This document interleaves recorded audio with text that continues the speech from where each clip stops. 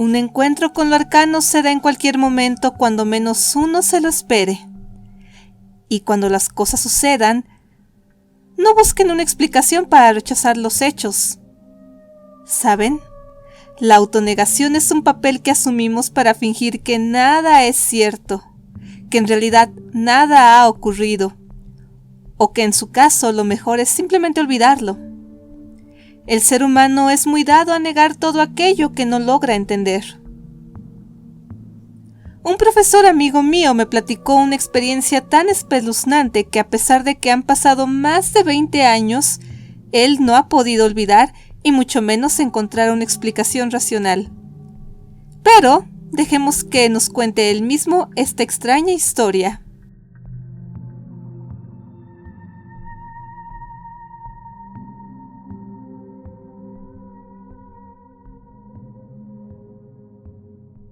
Las brujas de Mazapil.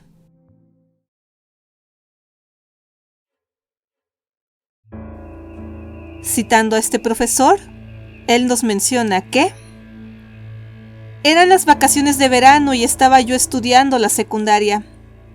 Tenía 14 años de edad y junto con otros hermanos acompañé a mis padres a visitar a nuestros tíos por tierras de Zacatecas. El lugar al que íbamos es un pueblito muy antiguo, que se ubica en Mazapil, que es un poblado que tuvo su origen en la minería. En aquella pequeña población paseábamos y conocimos todo en un solo día. Era tan chico el pueblo que lo que procedía era seguir con los campos alrededor. Así pues, caminamos por los cerros, por las labores y encontramos un riachuelo bordeado de grandes sabinos que cubrían con su cerrada sombra las orillas y pasaba a unos 500 metros de la casa del tío que nos alojaba. Una tarde, después de comer, mis 2 hermanos y yo decidimos con los 4 primos ir al río a nadar e intentar pescar algo. Llenos de entusiasmo salimos trotando para llegar lo más pronto posible y en pocos minutos estábamos ya acomodados en el mejor charco posible para una jornada de juegos.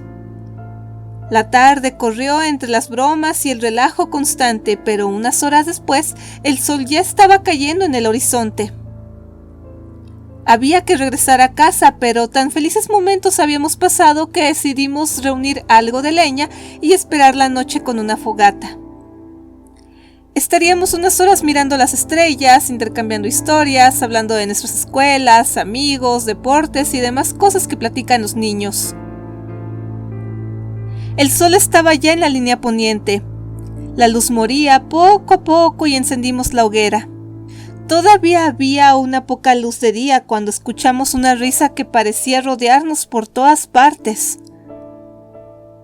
Y era una carcajada de mujer que nos hizo poner de pie y buscar con la vista en todos lados para descubrir a la traviesa que parecía burlarse de nosotros. Y es que no veíamos nada y la risa simplemente dejó de escucharse. De pronto, se oyó un coro de risotadas largas, así que llenos de curiosidad volvimos a buscar. Fue así que paseamos la mirada por todas partes, pero nada. A uno de los primos más jóvenes se le ocurrió buscar por los árboles. Y lo que descubrió fue que las ramas de los sabinos estaban llenas de guajolotes que nos miraban atentamente. Quedamos viendo aquellos grandes y gordos pajarracos, y el grupo se llenó de pánico cuando de pronto las risotadas estallaron entre aquellos animales. ¡Es que eran ellos los que se estaban riendo! Una risa muy extraña. Un primo se agachó a tomar una piedra y casi por instinto hicimos todos lo mismo. Lanzamos los primeros proyectiles hacia el negro ramaje para tumbar un animal, cuando unas voces que venían de la copa de los árboles nos llenaron de espanto. ¿Qué tienen, desgraciados? ¡No nos tiren piedras! Llenos de un repentino miedo al escuchar a los guajolotes hablar, olvidamos de cuánto traíamos y así empezamos a correr hacia la casa a todo lo que daban nuestras piernas. Corríamos y escuchábamos el sordo batir de alas que despegaban de los árboles para perseguirnos. Volaban y gritaban una larga y bien surtida lista de maldiciones que se mezclaban con las carcajadas y el flop, flop, flop del aleteo. ¡Ay, Dios! Parecía que se divertían con nosotros en un juego macabro. Corrimos y corrimos. Y más seguíamos corriendo. Sentíamos que la casa estaba demasiado lejos y que los animales se acercaban cada vez más. Yo me obstinaba en voltear repetidamente para ver, todavía con algo de curiosidad y miedo, qué tan lejos íbamos dejando a los animales, pero con preocupación veía que ya casi estaban sobre nosotros. De pronto sentí que algunos estaban sobre mi cabeza. Volví la vista arriba y efectivamente estaban volando a unos 2 metros sobre mí, pero algo me llenó todavía más de espanto. Fue así cuando se logró ver que los guajolotes tenían cabezas humanas. Todos tenían pequeñas cabezas de mujer, unas de pelo más corto, otras de cabello más largo, liso, ondulado. Al darme cuenta de esto, el terror se convirtió en un agudo instinto de supervivencia y corrí más rápido.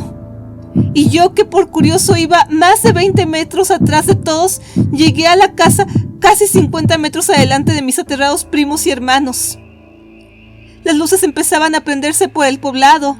Los guajolotes dieron una vuelta en su ruta sobre nosotros y entre carcajadas se perdieron en la naciente penumbra. Llegamos jadeantes, todavía llenos de miedo, intercambiábamos impresiones de la experiencia que habíamos vivido como para asegurarnos que era verdad lo que habíamos visto. Y es que todos coincidíamos en la descripción de esos guajolotes con cabezas humanas. Pero, ¿saben? Una cosa curiosa en nuestra casa es que nadie nos creyó, o tal vez solo fingieron no creernos. Pero hubo alguien que sí nos escuchó. Solo la abuela estuvo de acuerdo con nosotros. Nos dijo que habíamos tenido un encuentro con unas brujas que muy seguido se veían por la región. Las hechiceras que toman forma de un animal o de una bola de fuego para volar desde lejanos lugares para reunirse en sus ceremonias. Ella nos consoló diciendo que aunque tenían formas animales, eran seres humanos y que realmente no querían dañarnos, sino solo divertirse con nuestro miedo. De eso se alimentaban, de nuestro temor. Y por fin, alguien nos daba una explicación más o menos congruente con lo que habíamos vivido.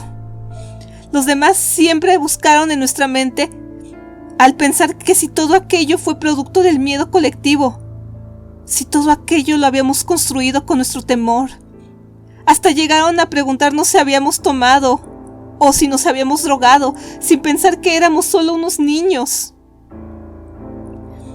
Preferimos entonces mejor callar ante aquella experiencia por temor a que se rieran más de nosotros. La vergüenza era infinita, pero entre más años han pasado, más convencidos estamos todos de aquella extraña aventura que en el tiempo ha crecido en convicción y se ha conservado como uno de nuestros más imborrables recuerdos. Mucho tiempo ha pasado. Mi amigo estudió 2 carreras, obtuvo títulos universitarios que lo clasifican entre los hombres de pensamiento científico, los académicos en los que no cabe ni el más mínimo rasgo de superstición. Sin embargo, él jamás olvidará y jura y perjura que es verdad esta curiosa aventura. ¿Y ustedes, mi querida y apreciada audiencia? Esta noche quiero que estén atentos a los sonidos y sombras en la oscuridad. Tengan mucho cuidado con las risas en la maleza. Cuidado con los guajolotes que se crucen por su camino. Mírenos bien. Puede que ustedes también tengan esta noche un encuentro con las brujas.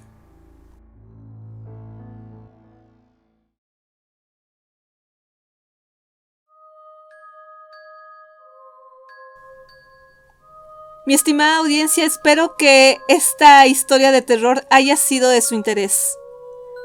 Dicha historia la tomé del libro Leyendas del Norte del autor Rafael Olivares Ballesteros. A él le pertenecen los créditos de este relato. Y bien, si esta historia fue de su interés, les agradecería mucho que me apoyen con sus pulgares arriba, que comenten y que compartan este material con todos sus contactos en sus redes sociales.